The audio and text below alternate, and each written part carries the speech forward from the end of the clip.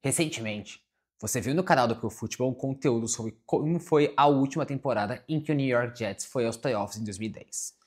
É até um conteúdo curioso porque o Pro Football nem existia naquela época, nem ao menos com o nome de The Concussion, quando foi fundado ainda em 2011. Como pode um time com quarterback de 2 anos na NFL e 2 finais de conferência, e com uma das melhores defesas da liga, ter caído tanto em tão pouco tempo e em quase uma década e meia não ter conseguido se reconstruir? Essa é a história do fracasso do New York Jets.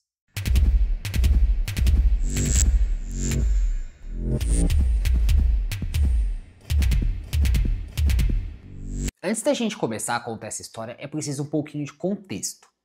O New York Jets, como você pode adivinhar, é um time cuja mídia está relacionada à mídia de New York, que é o maior mercado consumidor da NFL.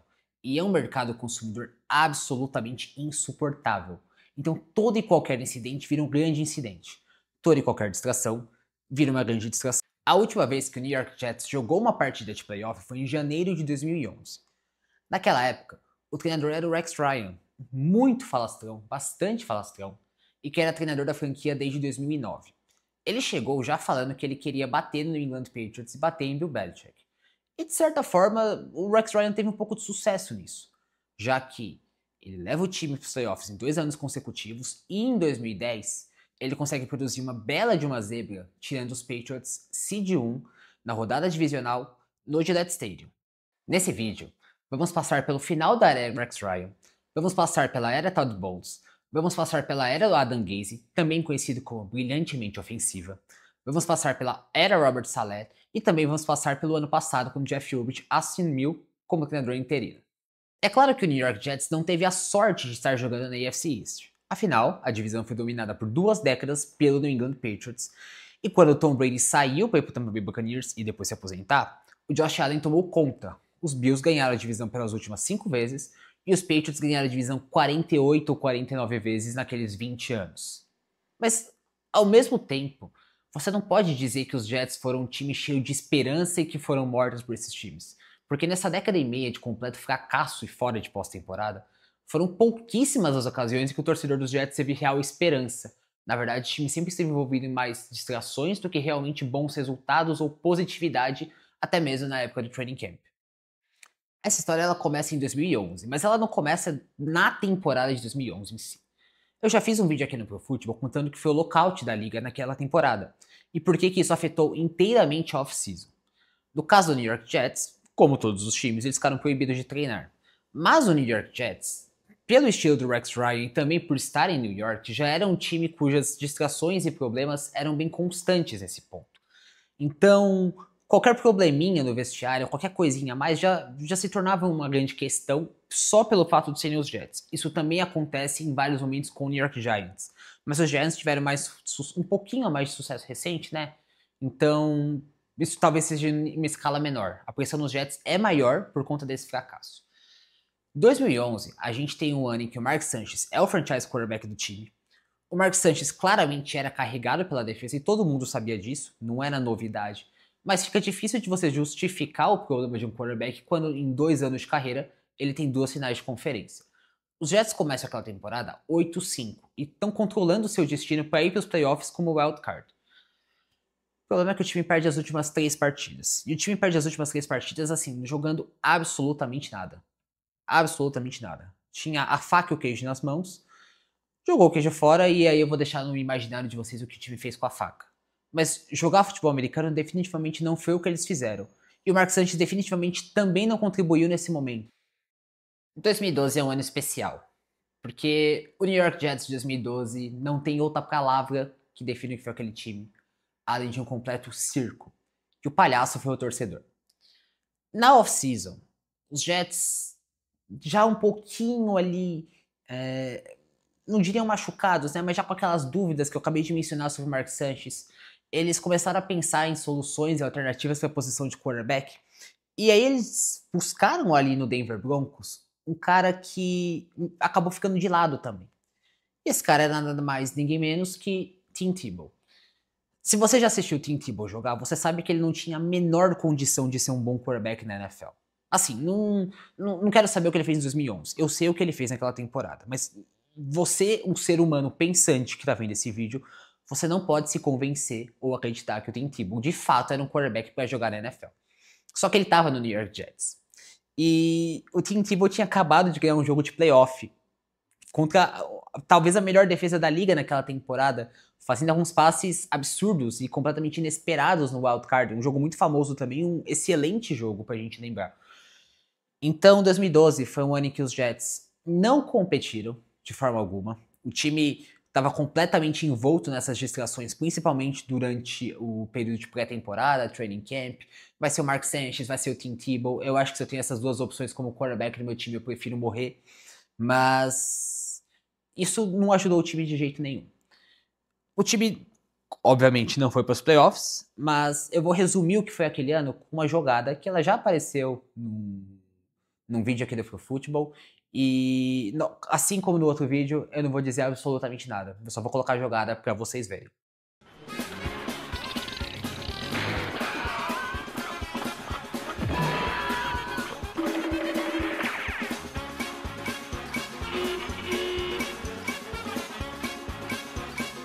Aí eu não vejo muito sentido também ficar falando de campanha ano após ano, porque, bem, sabe, você pode abrir a Wikipedia e ver isso, mas eu quero contar algumas das histórias que a gente teve nesses anos. Em 2013 e 2014, os Jets têm um novo general manager, que é o John Widzik, e o Rex Ryan continua como técnico. O Rex Ryan, pra falar, é uma beleza. Pra treinar bem os times dele, aí a gente já tá pedindo talvez um pouquinho demais. Só que em 2013, os Jets eles têm o Gene Smith draftado. E ele alterna exibições horrorosas com boas exibições. Ele tem uma exibição absolutamente fantástica no Monday Night Football contra o Atlanta Falcons, mas essa inconsistência não é o que você espera de um franchise quarterback. E 2014 é um ano em que basicamente tudo para de funcionar de forma meio que oficial naquela esfera do time. E com a campanha 4-12, Rex Ryan é finalmente demitido. Foram anos até eventivos para o torcedor dos Jets. No último jogo da temporada de 2014, mesmo 4-12, tinha torcedor agradecendo. O Rex Ryan até teve esses bons primeiros anos, né? Ele trouxe um pouquinho de mídia, de confiança pro torcedor dos Jets depois de uma década inteira de domínio de Belichick e Tom Brady, mas claramente o time já não conseguia mais competir.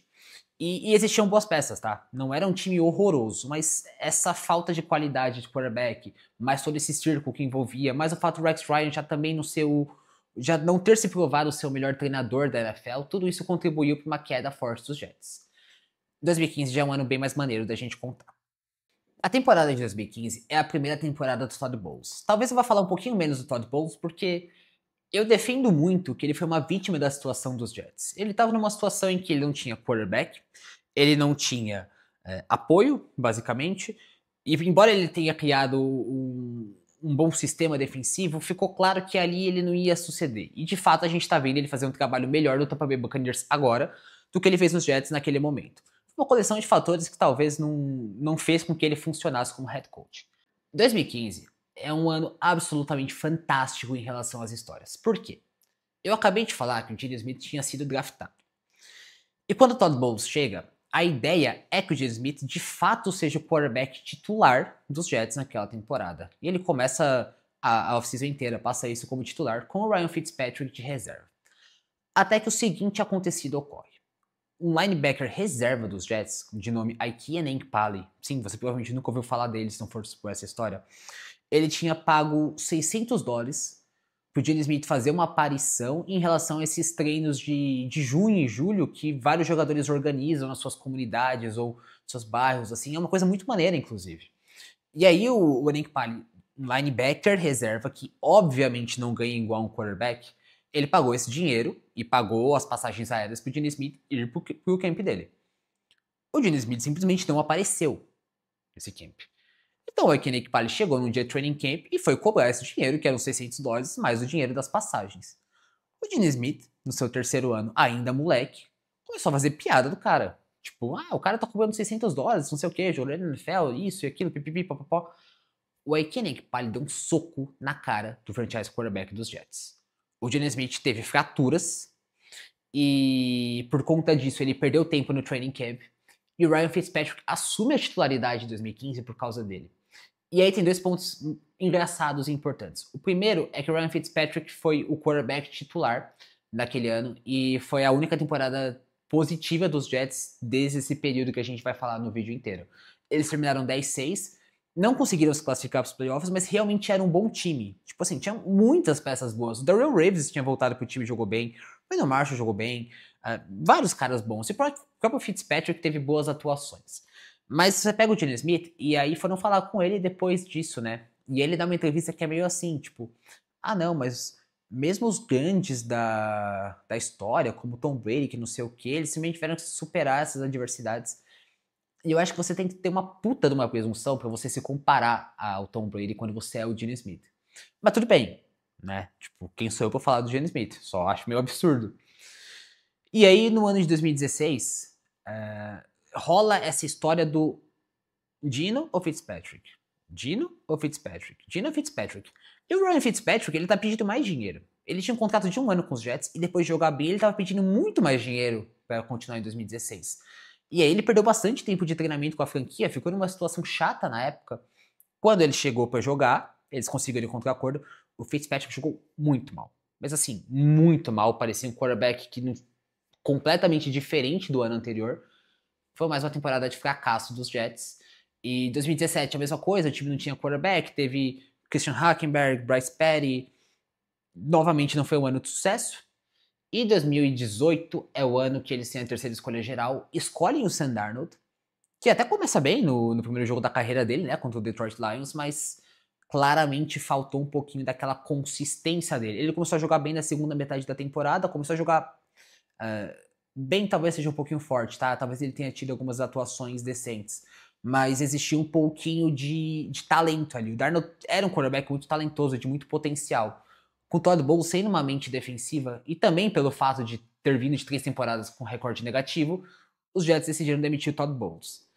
Pra mim, o Bowles é de longe o melhor técnico que os Jets tiveram em todo esse período, mas ali talvez tenha sido realmente a melhor decisão para todo mundo. Entramos na era Adam Gase, que é talvez o meu período mais feliz. Não, feliz não, porque eu não torço contra os Jets, eu não torço contra time nenhum na real, mas eu acho que o período mais engraçado de acompanhar o time, porque foram 2 anos completamente bizarros. Primeiro é que o Adam Gase, ele era conhecido como brilhantemente ofensivo. Eu dei esse apelido, eu não lembro porquê, o contexto do apelido, mas ele pegou muito em 2020, na verdade, que eu usava, Kurt usava, Davis usava. E assim, como que eu posso definir isso de um jeito legal pra vocês entenderem? Era o pior treinador da história da NFL. Eu realmente acredito nisso, tá? Fique claro.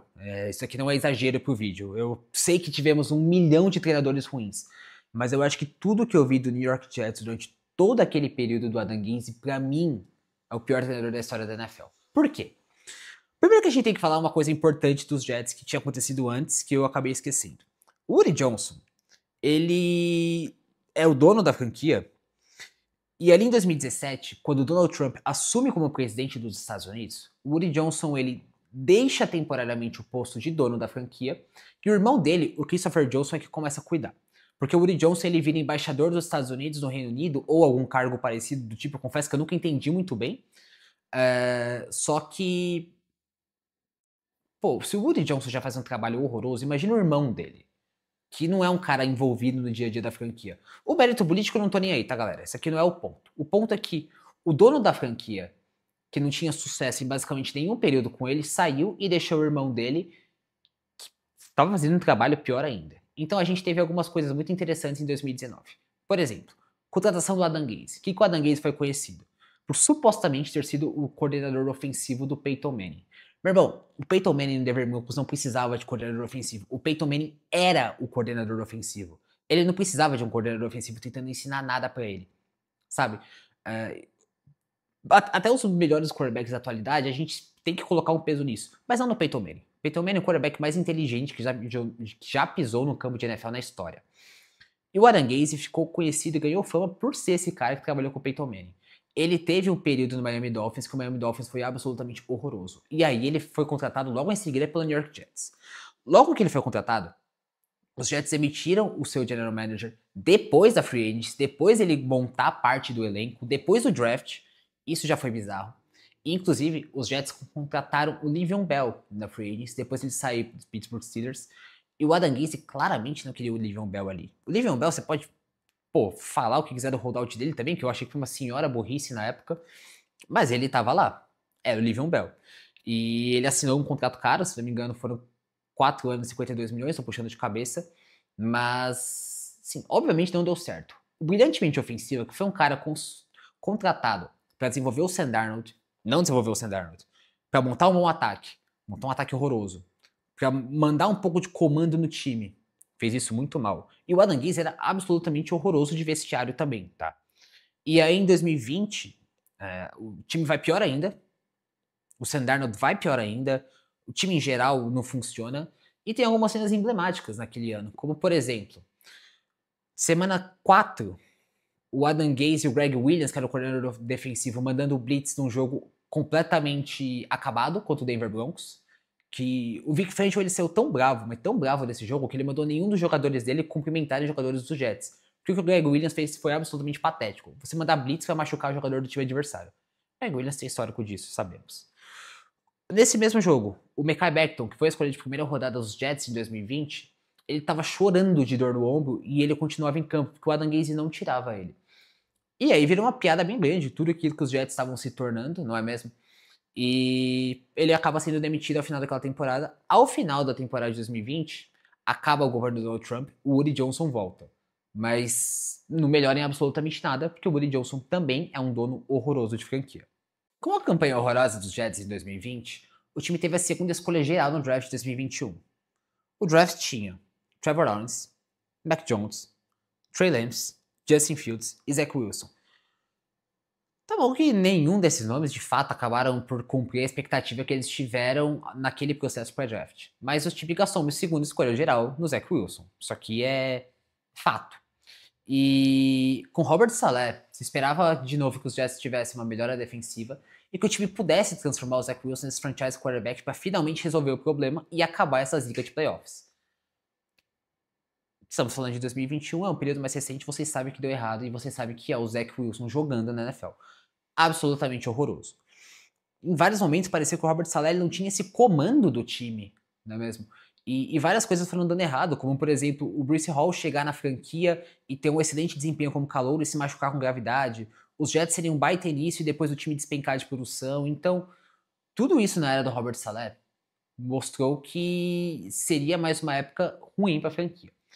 E depois de 2 anos de Zach Wilson, o time percebendo que ele também não era, já percebendo que ele não era o futuro, surge uma oportunidade vindo ali de Wisconsin, né? De um quarterback veterano que já não aguentava mais a sua própria franquia também.